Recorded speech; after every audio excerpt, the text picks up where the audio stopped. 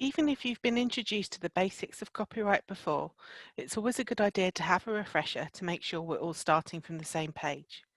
It can also be quite reassuring with a complex topic like copyright to realise that you know more than you think you do. Copyright is an automatic right which is granted once a work has been produced in a fixed form. You don't need to formally register for copyright or pay a fee to any third-party companies to do this on your behalf. The work to be copyrighted should be original and produced in one of the forms seen on the screen, which cover most types of creative output, although the most directly applicable to researchers is likely to be literary. It's important to remember that copyright doesn't protect ideas, but the expression of those ideas. As soon as something has been written down, drawn, or performed, it becomes covered by copyright automatically. Copyright itself is part of a larger suite of rights known as intellectual property rights, and these include things like trademarks and patents. Copyright can be broadly divided into two strands: economic rights and moral rights. Your economic right as a content creator is your right to make money from your work, including the right to copy, lend, or reproduce elements of that work. You can sell these economic rights or give them away to another person or entity, and this is usually done by signing a publication agreement with a journal or book publisher. In contrast, you always retain your moral rights, whether you give away your economic rights or not. Your moral rights include the right to always be identified as the creator and to prevent any derogatory treatment of you or your work. These rights are essentially there to protect your reputation and the integrity of your work. Copyright is often described as being a bit like an onion. It contains a lot of layers and it often makes you cry. However, all joking aside, it's important to think about the different layers in any one copyright item, as this can impact what you're allowed to use it for. Each item has different layers of copyright in its many elements.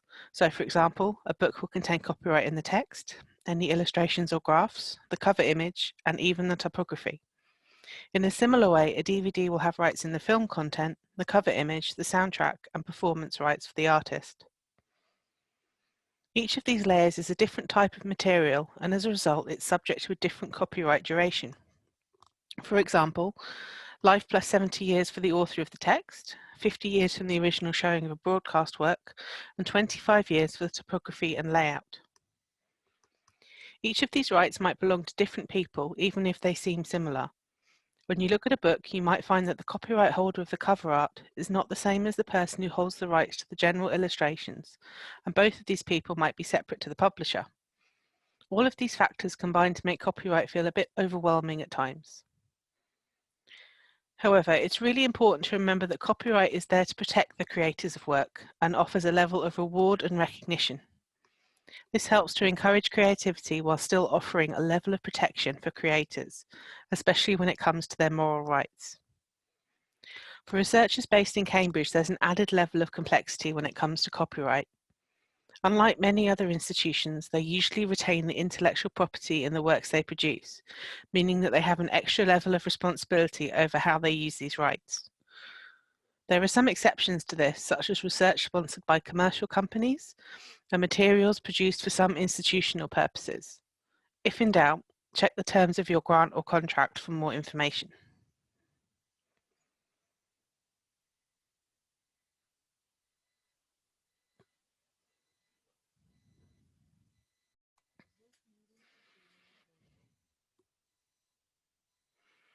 The first step for most researchers and academics to think about when it comes to copyright is how it influences which materials they can use in their own work.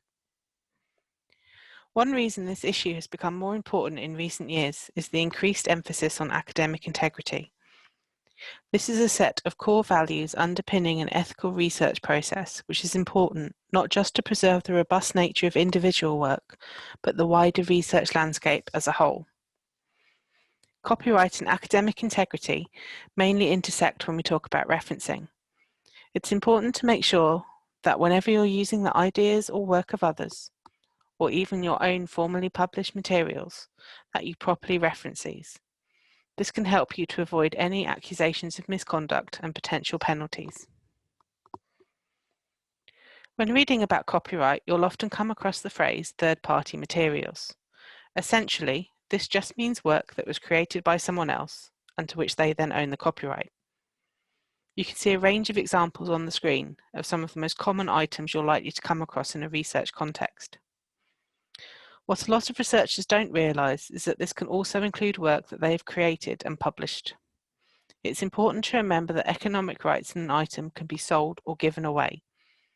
If you transfer copyright in a work to a publisher, then you have to treat it the same as if someone else had created it, including referencing it according to whichever convention you're following. There may also be limits on how much of a copyright work you're allowed to use in your own, but there are some guidelines that can help you to plan. The first of these is something known as copyright exceptions, and it can be a confusing area. Copyright exceptions are conditions which allow you to use excerpts of otherwise copyright works without explicit permission for a defined list of reasons, such as educational use. The two most common exceptions used by researchers are those for non-commercial and private study and illustration for instruction. These exceptions recognise that in order for students to learn, it will be necessary for them to read, listen to, or view material that's in copyright. As always, the source of the material should be fully acknowledged in the appropriate referencing style. There are a few important things to remember about copyright exceptions. They shouldn't be used as an excuse to infringe copyright, but as a way to help researchers build on the work of others and learn in a legal and ethical way. It's important to think about terminology and what this means you're allowed to do. The exceptions allow use of some materials for educational reasons. This has a very specific definition, sharing materials with a defined cohort of students taking part in a dedicated course of study. It doesn't mean just doing something with the general aim of educating people by sharing knowledge with the wider world. Researchers may be allowed to use excerpts of copyright material in a presentation to a class group, as this is classed as educational use.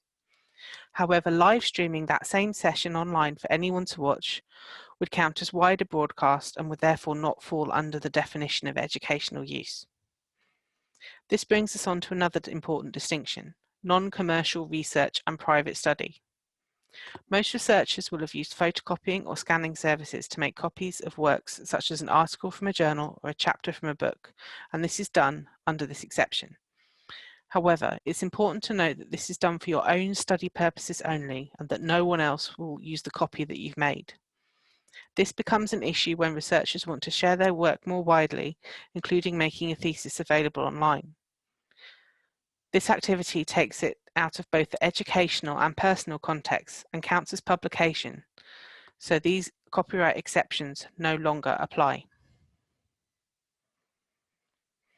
Another area researchers may have heard of is fair dealing. This is sometimes wrongly called fair use, but although they're similar terms, they mean different things. Fair use is a US doctrine and doesn't apply in other countries, including the UK. Fair dealing isn't an exception to copyright, but actually a defence to be relied on in court, so hopefully one that you'll never have to use. There is, however, some overlap. The principle of fair dealing applies outside educational settings and states that you can use limited copies of copyright material with full credit for certain purposes, such as those you can see on the screen. You can use extracts for your own private study. You can quote sections in the context of a review, as part of an instruction, or as part of a parody or pastiche. Although there isn't a concrete definition of the amount of copyright work researchers can use, the Intellectual Property Office recommends that any use should not negatively impact the financial market for the original, and that the amount is necessary to the new work. The question we're told to ask is, how would a fair-minded and honest person deal with the work? Best practice when wanting to use third-party materials is to seek permission from the copyright holder, as this will ensure that your use is fully covered. Any researchers wanting to publish work containing third-party materials will need to do this, including when sharing their thesis online via Apollo, the university repository. Here we're going to share some of our top tips for getting permission to make sure the process is as painless as possible. It's best to start trying to obtain permission early, ideally as soon as you realise you're likely to need to use something. Sometimes the process can take time, and by starting early you can avoid a last-minute rush. If you're not sure who the copyright holder is, the publisher is usually the best place to start, and they can always point you in the right direction if it's not them. It's important that you outline exactly what you want to use and why. Be very specific here and include a full reference to material so that there's no confusion. You should also clearly explain why you want to use the material, including both educational and non-educational usage. Remember that sharing a thesis online counts as publication, and that just because a copyright holder has given permission for something to be used in an academic context doesn't mean they'll be happy with wider sharing. This is known as obtaining informed open consent. You should outline exactly what you plan on doing with your output, from submitting it for examination through to any type of formal publication. It's important that you get permission in writing. In smaller disciplines or other circumstances where you might personally know the copyright holder, it can be tempting to just ask for permission, but having a paper trail is important for everyone's protection. You also need to acknowledge this permission. For example, the phrase image is used with permission of Fitzwilliam Museum, and fully reference the original source. If you don't get a response to your initial queries about use, you can try again, but it's important to know when to stop. If you've tried a couple of times and not had a response, it might be time to move on. This will then give you time to think about alternatives you might include instead, or how you might approach any redaction. And finally, it's really important to remember that not getting a reply doesn't mean that you've been granted permission. It just means that your emails are being ignored. You always need that written permission to do exactly what you're aiming to do in order to reuse materials outside of educational exceptions.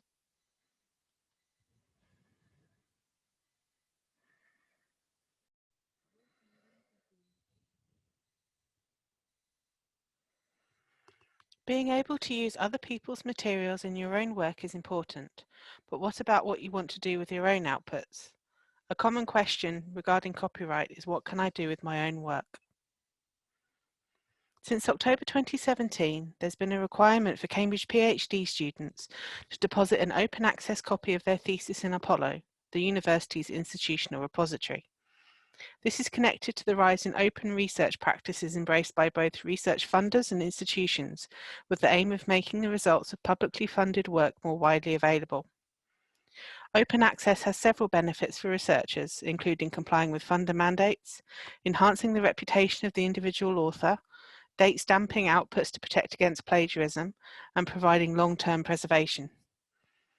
However, this sharing also makes it important to pay attention to any third-party materials you might be using as you prepare your thesis, as this online sharing means that educational exceptions no longer apply and permission to use materials must be sought from the copyright holder.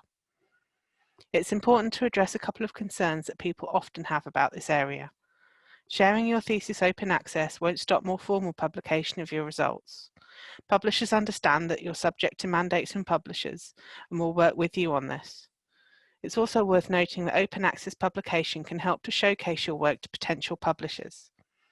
If sharing is going to present a real issue, then it might be possible to embargo or restrict access to your thesis for a specified period, but please note that this is the exception rather than the rule. Another area which causes confusion is the use of copyright-protected images in a thesis. Again, the rules differ depending on whether the thesis is produced for purely educational reasons or whether it's published in some way. Publishing a thesis online is counted as commercial publication, so you need to obtain permission to use images where you do not own the copyright. There are some key questions to consider when using images. Think about why you're using the image and whether you really need to include it. There's little point spending time and effort to obtain the rights to an image that you don't really need to use. Remember that the creator of the image and the copyright holder may be two different entities. For example, an individual photographer may have taken a photo under contract to a museum, meaning that the museum is the copyright holder. A lot of people assume that if they took a photo themselves, then they are the copyright holder, but this is only partly true. Whilst the photographer may own the copyright to their image, they may not own the copyright to the subject of that image, such as a painting or a sculpture. Remember that each item will have layers of copyright and multiple copyright holders, which you will need to navigate.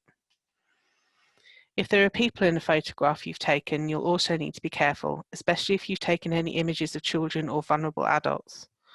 If the people are identifiable, you'll need to gather their permission before you can share the image in any way. If you decide that including the images is not possible, then the main source open to you is redaction, where the image is removed and replaced with a statement such as image removed for copyright reasons. As long as you include full attribution for any third-party images, readers will still be able to refer to the image if they need to. If you're just in need of an image to illustrate something, it's a good idea to look at some of the safe image sharing websites shown on the screen. These have an extensive selection of free-to-use images, but remember to check the individual licenses applied to any image that you want to use. Once you've completed your thesis, you might want to share it beyond an open access repository and pursue formal publication. Publishers will expect to see evidence that you've cleared the rights to any third-party materials you want to use in journal articles or books. And although they often provide guidance, it's something the researcher themselves is ultimately responsible for. When you publish, you're likely to sign a publication agreement detailing this procedure, but it also contains other important information. These are legal documents which set out the rights and responsibilities of both publisher and author, and one element they typically include is where the copyright and the final output will rest. It's common for the publisher to stipulate that the copyright of the output is transferred to them, so it's vital that researchers read these documents carefully to understand what it is that they're agreeing to and ensure that it doesn't conflict with any funder mandates. The agreement will detail which rights the publisher expects in return for sharing your work, any that you retain, and what this means in practical terms. Perhaps one of the most important issues here impacts which version of an output a researcher is allowed to share in a repository. This is usually something known as the author-accepted manuscript, the peer-reviewed version of a work which was accepted for publication but not yet copy-edited or typeset. Researchers need to make sure that the copyright transfer agreement and any funder mandates are compatible, and also that they're personally happy with the outcome. It's important to remember that this element of a publication agreement can be negotiated if the author isn't happy. Sharing your outputs online is a great way to reach a larger audience, and a social media presence can definitely help to let people know that there are new things out there to read.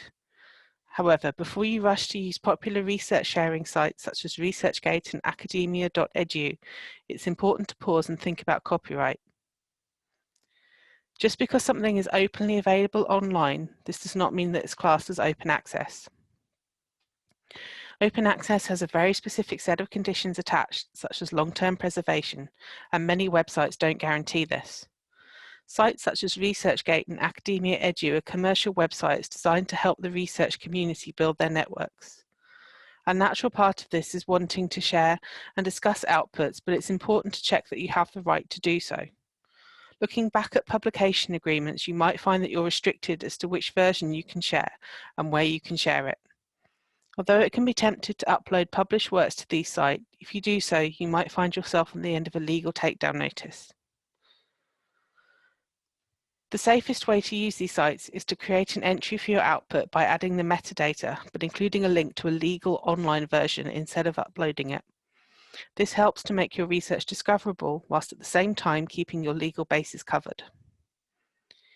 It's also good practice to credit authors and copyright holders when sharing or talking about the work of others on social media. This helps to ensure that you aren't accidentally taking credit for other people's work and prevents the majority of issues.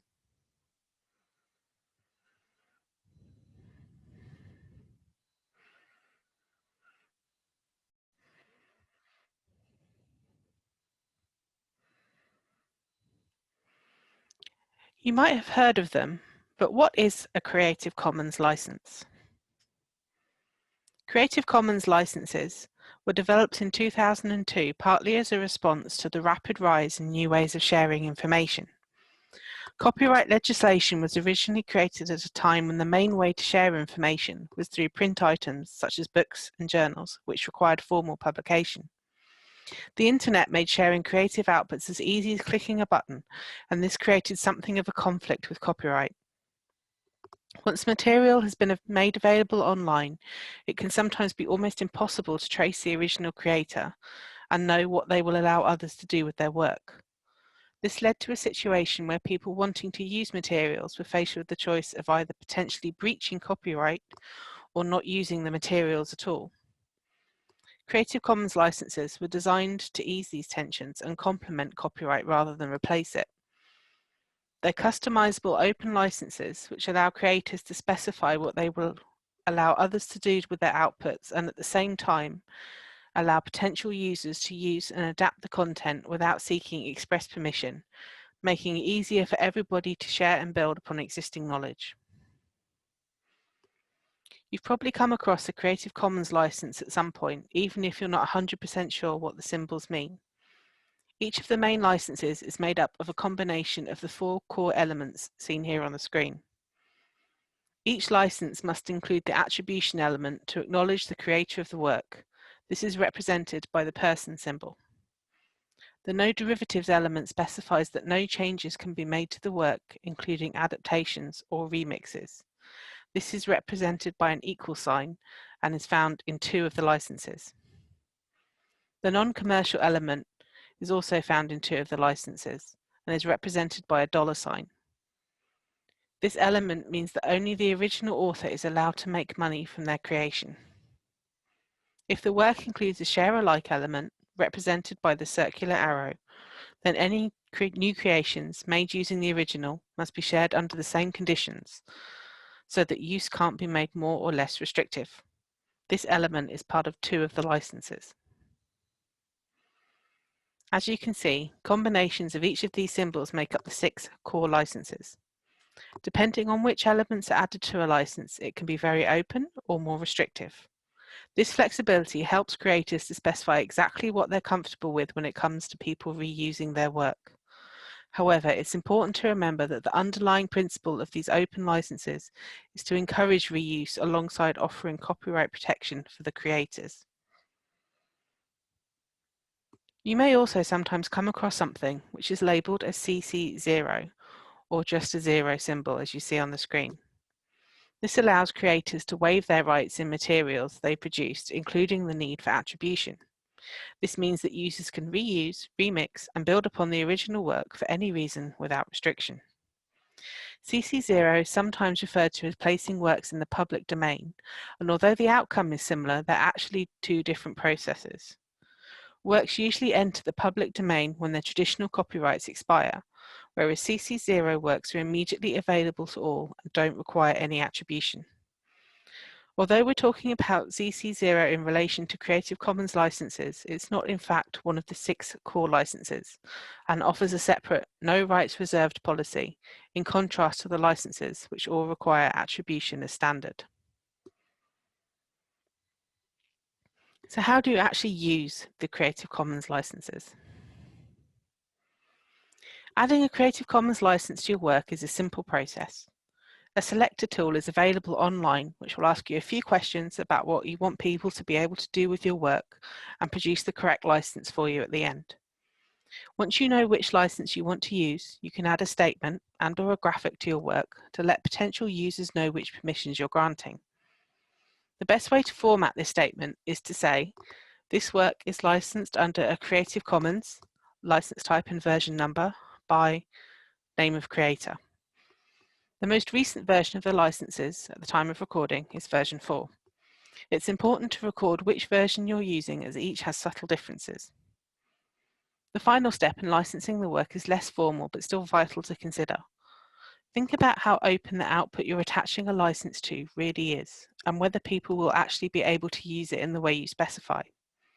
For example, not everyone has access to products like Microsoft Word, so if you're sharing your output in this proprietary format, are you actually putting up a barrier to its use?